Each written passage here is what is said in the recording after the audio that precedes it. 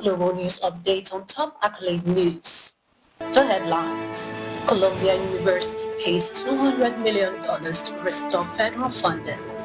China targets price wars with draft amendment. Poland secures $4 billion loan. China-EU leaders mark 50 years of relations. We start today with a focus in politics. Columbia University pays $200 million to restore federal funding. Columbia University will pay over $200 million to the U.S. government in a landmark settlement to resolve federal investigations and recover halted funding following campus protests linked to the Gaza war. The Trump administration penalized the university for its alleged inaction against anti-Semitism, prompting a controversial agreement that restores most federal grants but forces changes to academic policies and student discipline. The deal has drawn sharp criticism from pro-Palestinian groups who accuse Columbia of suppressing dissent and compromising its values for money. Shifting focus to economy, China targets price wars with draft amendment.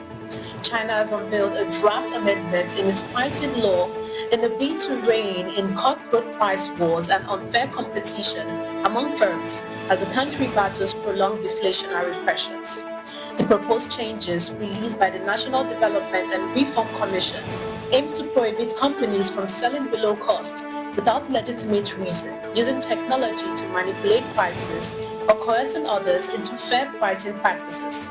The move reflects Beijing's growing concern over market instability and involution-style competition, with tougher penalties planned and public feedback open until August 23rd. Still in economy, Poland secures $4 billion loan.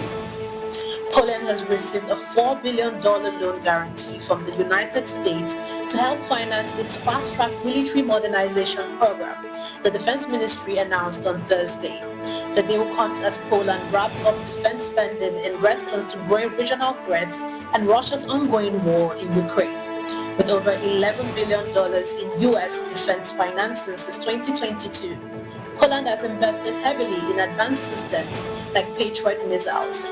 Warsaw plans to allocate 4.5% on the GDP to defense in its 2025, rising to 5% in 2026, making it NATO's top spender relative to national wealth. Moving to international relations, China-EU leaders mark 50 years of relations. At the 25th EU-China summit in Beijing, President Xi Jinping urged the European Union to make what he called correct strategic choices, calling for deeper trust and cooperation as the world faces growing uncertainty. Xi met with EU leaders Ursula von and Antonio Costa, stressing multilateralism and mutual benefit. As the summit marks 50 years of diplomatic ties, EU leaders push for fairer trade, market access, and reduced export barriers, with major issues like trade imbalance and global conflicts on the agenda. You're watching the Global News Update on Top Accolade News. Do stay with us. Still to come.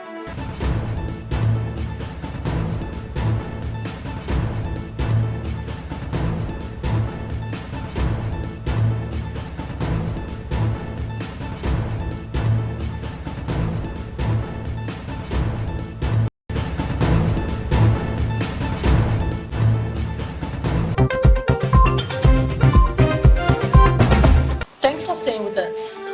In conflict, Thai-Cambodian border clash killed 12.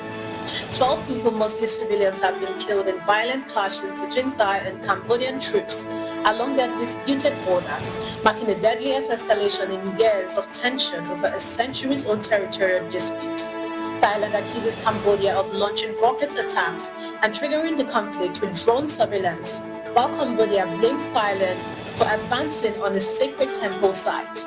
Airstrikes, border closures, a mass civilian evacuation followed, with both nations trading blame. Leaders from both sides have called for restraint, though deep mistrust and political tension at home risk further destabilization of the situation. Still in conflict, deadly drone strikes hit Russia and Ukraine hours after ceasefire talks in Istanbul. Drone strikes launched by both Moscow and Kyiv have killed at least 5 people and injured dozens in escalating cross-border attacks, just hours after ceasefire talks between Russia and Ukraine ended abruptly in Istanbul. Ukraine reported 3 deaths, while Russia said 2 people were killed and 11 injured in Ukrainian drone strike on Sochi. Meanwhile, multiple Ukrainian cities, including Odessa, were hit overnight. Despite the tension, negotiators from both sides agreed to a prisoner swap and the return of war dead, but Kremlin officials downplayed hopes for progress, calling the Putin-Zelensky meeting premature. The talks initiated by US President Donald Trump ended in under an hour with no clear resolution. In entertainment, Kanye West accused of sex trafficking and assault. Kanye West, also known as Ye, is facing explosive legal claims from his former assistant Lauren Pisiodak, who has gone into hiding after filing an amended lawsuit accusing the rapper of sexual assault, sex trafficking, stalking, and harassment. She alleges repeated abuse during her working time for West, including a disturbing hotel room incident, and claims he shared explicit content involving staff. She also said she was targeted with swatting raid and threatening calls urging her to drop the case.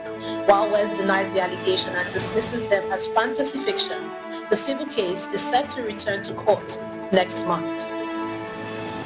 Now in sports, alcohol returns to football stands. Alcohol will be permitted in the stand of 7 Women's Super League stadiums during the 2025 to 2026 season in England as part of a new trial.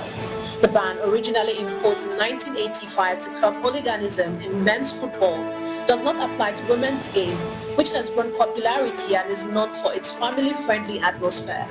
Clubs including Arsenal, Chelsea and Manchester United will participate in the trial, following a successful pilot in the second-tier WSL2. Early dates shows increasing spending, unchanged fan behavior, and strong support for the move.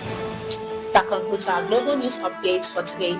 Stay tuned for more global news and developments. Thanks for joining us. I am Ojorumi Okocha. Connect and engage with us on all our social media handles. Do have a wonderful day.